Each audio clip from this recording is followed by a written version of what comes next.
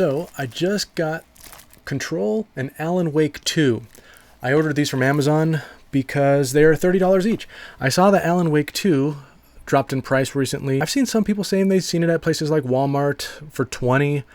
I've never seen it anywhere for $20. If you've gotten it for $20, you're pretty lucky. This is a game that I've been trying to buy I've been hoping to buy on sale for a really long time. The game came out in 2023 and still has not really gone on a steep discount. The cheapest I've seen it usually is around $40. Some games just never really go on a really deep discount. Too much time passes and you lose that opportunity. Then the game goes out of stock, you can't find it anywhere, and then the prices go up. I didn't want that to happen, so I decided to just finally buy it. And while I was at it, I bought Control, another game from Remedy, because I love Control. One of my favorite games ever, probably. I played this one a couple of years ago because it's on Game Pass, on Xbox Game Pass, and I was in Germany at that time. I had nothing to play, so I played it on streaming from my computer, and I just loved it. I mean, that game is just amazing. So I had to add it to my collection. And so when I was buying Alan Wake 2, I saw that this was also on Amazon for $30. So I picked it up. Usually I like to wait until games are $20, but I couldn't risk these games going up in price. Or losing the opportunity to buy them at a decent cost. I do have Moby Games pulled up here. So you can see that Control had an 81%, and usually when you start getting to the 75% and higher ratings, it's a really good game. When you get into the 80s, it's a really good game. You can be pretty sure you're going to like it as long as you like that genre. So 81%, if you haven't played this game, I think it's a must. I can't wait for Control 2 to come out this summer, or this year, whenever it is. I don't remember when the release date is, and I think it was this year. But that is going to be like a day one purchase for me, probably. Now, Alan Wake 2, I don't know a whole lot about. I saw some reviews early on when the game first came out, and it looked really good. I don't know the story, and I didn't want to watch a lot of reviews because I knew this was a game that I wanted to buy eventually and play. And I didn't want to spoil anything. So, don't know a whole lot about it. I just know that it's a lot of people loved it. And you can see here on Moby Games, it has an 8.8, so an 88%. And if Control is an 81 and this is an 88, I think this is going to be a really good game, and I'm really looking forward to playing it. So that's exciting. I'm really glad I have it now. And looking ahead to the future to see how well these games can be preserved, as long as a disc will last. Anyway, Control, according to doesitplay.org, Control can be played offline and no download is required, except for the regular version, probably the initial launch version on the PS4, might have some issues. It's a yellow, which means there's like a maybe or something here. So FPS drops heavily on high action sequences.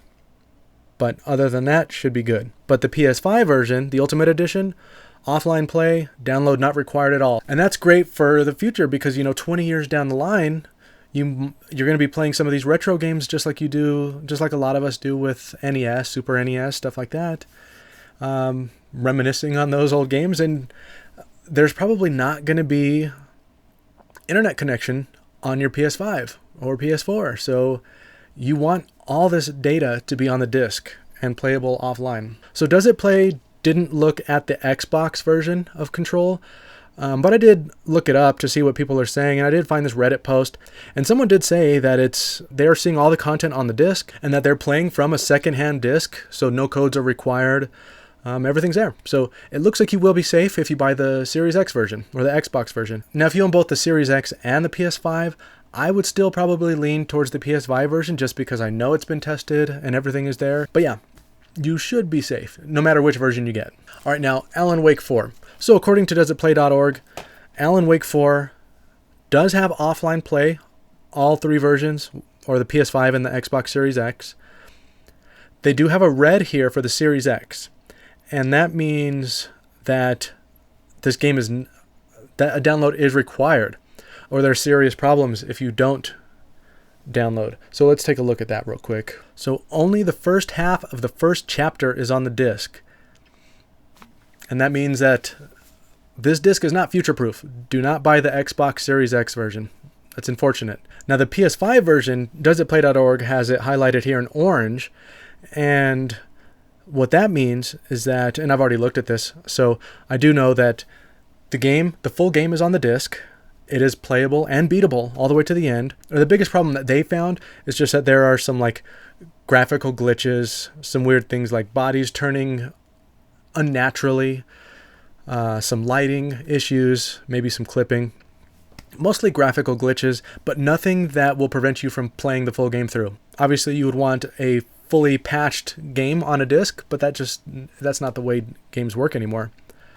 But 20 years down the line, you will be able to play this game and beat it if you have the PS5 version. So yeah, that is Control and Alan Wake 2. I got them for $30 each on Amazon.